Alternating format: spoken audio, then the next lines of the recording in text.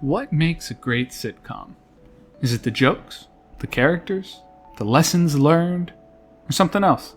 Your answer may determine what you consider to be the greatest scene in sitcom history. Perhaps it's that moment when a situation crescendos into a beautiful, uncomfortable mess. Maybe it's that scene that earned the longest laugh from any studio audience in history. It might even be that moment when characters come together at the end of an episode, slightly changed. I've watched a lot of sitcoms, and I even like a few of them. I tend to prefer the single-camera shows like Malcolm in the Middle or The Office, but some multi-camera shows like Frasier and Seinfeld and All in the Family, they still hold up today for me. But one thing I've noticed with some of the greats is a sense of honesty and authenticity that comes along with them. Sure, it's funny when Job misunderstands bees and can't imitate a chicken correctly, but Michael's dedication to his family is what brought me back to Arrested Development for each new season. Told him he was getting in the way of your happiness. You did. You said that to my son. You're on your own, ladies. The same could be said for Appa and Uma singing I Got You Babe as a way to apologize to each other after a bad date. And who could forget that moment on The Office when Michael told Pam that he was proud of her at her art show. I think it goes to show that sitcoms don't have to be pies and goofy faces. They could be a genuine art form that shows the human condition and allows us all to see our own struggles reflected in a comedic light. Those moments are when I feel like sitcoms are at their absolute best. So if that's how I'm defining a great moment in a sitcom, then what is the best example of that? What show is the best at satirizing a crappy situation while also evaluating it beyond its absurdity? For my money, Schitt's Creek has to be the greatest sitcom of all time. There are countless moments of catharsis and genuine emotion that prove these characters are more than just goofballs on a screen. I think of David's journey of slowly discovering his self-confidence and willingness to love and be loved, or Alexis's growth out of emotional dependency and realizing that she could be her own woman without anyone else. Sure, it's an extremely funny show, and I don't think there's a single wasted episode, but the characters' journeys from Stevie to Moira to Roland to Johnny bring the show to life. So if Schitt's Creek is my perfect sitcom, then what's the perfect scene? Well, there are plenty to choose from, especially because the jokes are just as memorable as the emotional scene. But to find the perfect scene, we'll have to look at Season 2, Episode 13, Happy Anniversary. By the time Happy Anniversary arrives, Schitt's Creek has spent nearly 2 full seasons slowly reshaping the Rose family. What began as a fish-out-of-water comedy about a wealthy family stranded in a tiny rural town has become something more nuanced. The Roses are still desperate to regain their former lives in many ways, but the town has begun to change them in subtle, meaningful ways. The episode serves as the Season 2 finale and centers on Johnny and Moira's anniversary dinner. What should be a celebratory event becomes complicated when they unexpectedly reunite with Don and Bev Taylor, wealthy friends from their old life. After catching up a bit, Roland and Jocelyn also join the dinner, creating an uncomfortable collision between Johnny's past and present.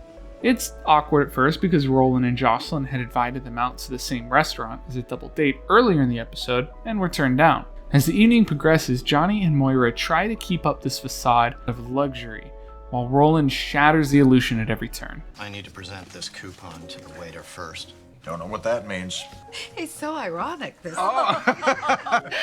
Stevie's one of your staff. Stevie's the only staff. At the same time, Don and Bev make increasingly condescending remarks about Schitt's Creek and its residents. On our way here, we drove through a town.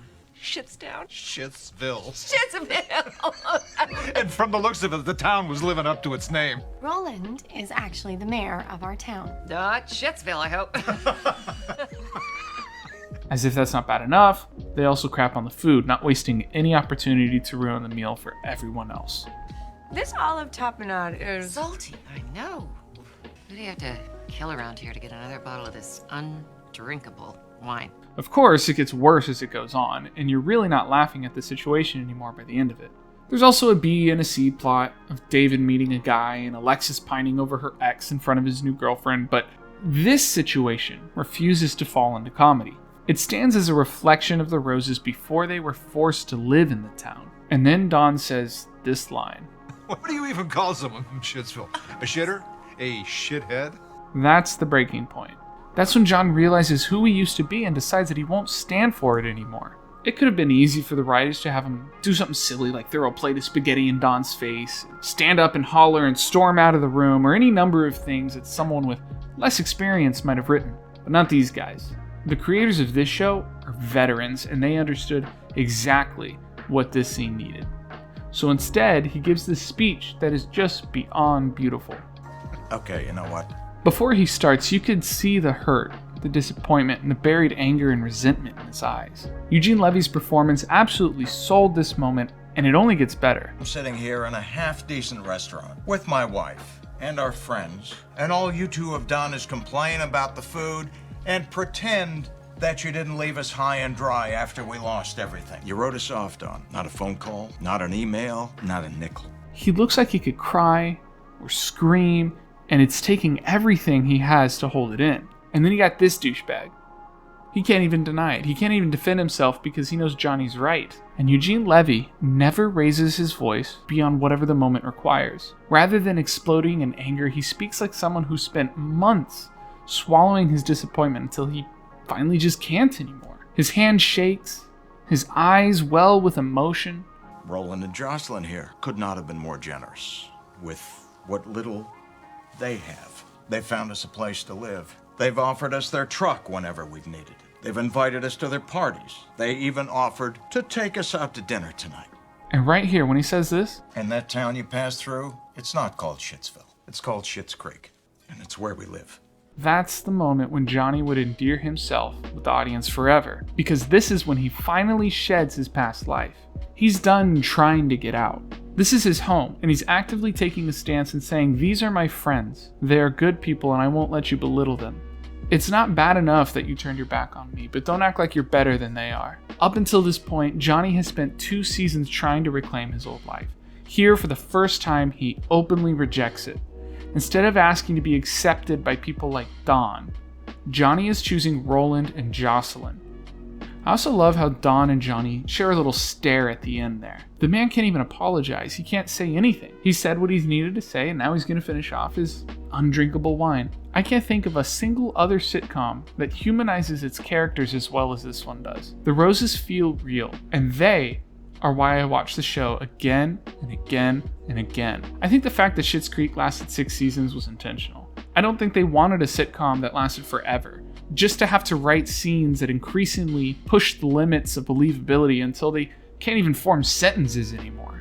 So me think, why waste time? Say lot word when few word do trick. I think they wanted to tell a story about a family learning to be a family through the worst times of their life. I love this scene because it understands something that a lot of sitcoms never do. The funniest characters are memorable because eventually they become people.